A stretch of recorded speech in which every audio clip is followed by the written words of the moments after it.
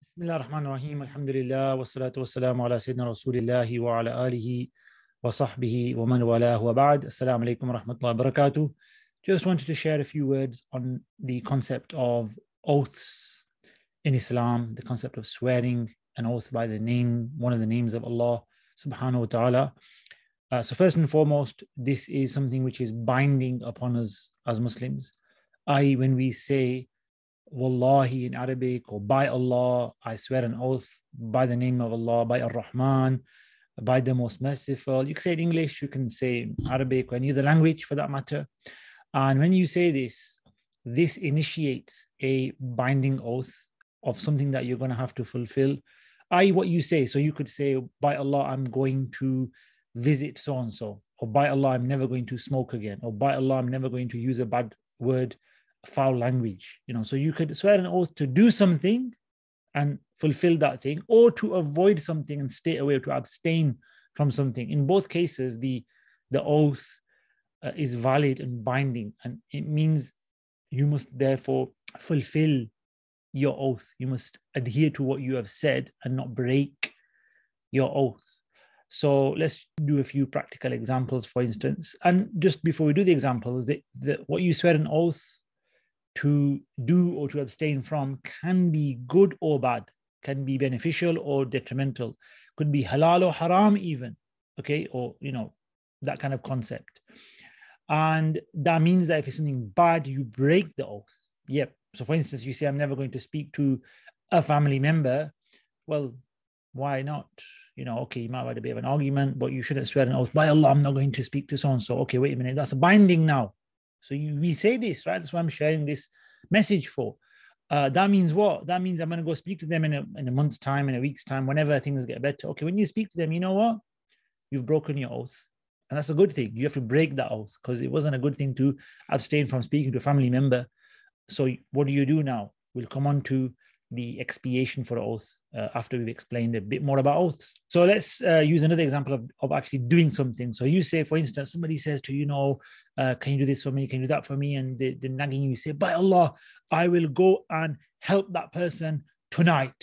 Okay, and I'll see them tonight, by Allah, and I'll sort it out and I'll get back to you. You just say like that. And sometimes we use these words. Okay, that's not a promise. And there's also different with promises. When you say, by Allah, I'm going to do it, then it's an oath. When you say, I'll do that, inshallah, you say, inshallah, you say, well, I'll try my best. I'll promise you.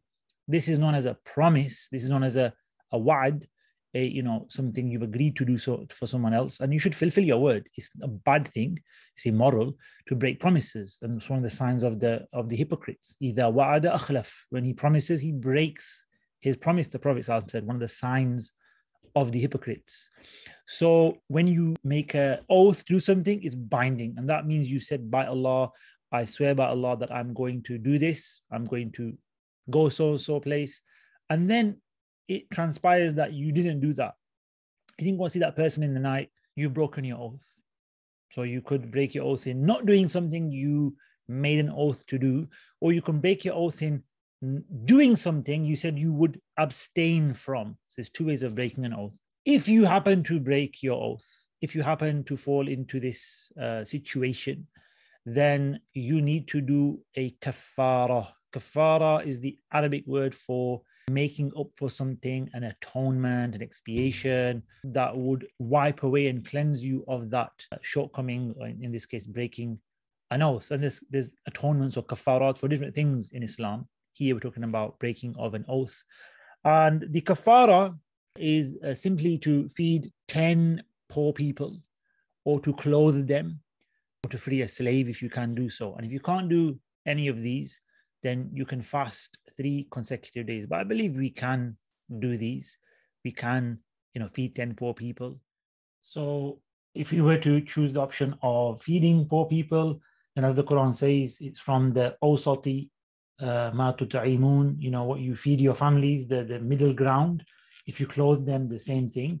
And, many scholars have said today you can select the value of that. I would say to you to check with your local imam, your local mufti, or maulana to just get clarity on the amount. Often charities do have a calculation for you to follow if you want to give to a charity to pass on to a poor person.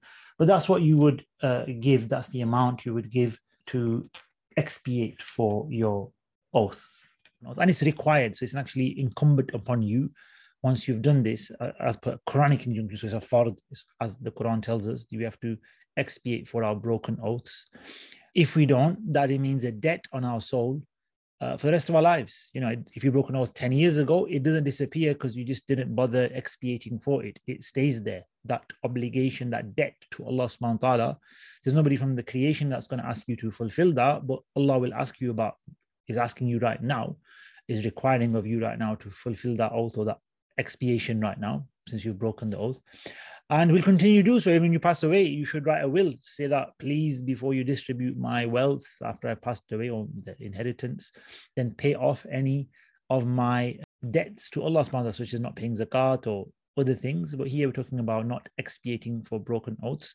So I hope with these few words, it's helped you understand a little bit more about oaths and how serious they are and binding upon us. And also that once we break an oath, we have to actually go and expiate for that. So Allah give us tawfiq. Assalamu alaikum wa rahmatullahi wa barakatuh. بمدح المصطفى تحيا القلوب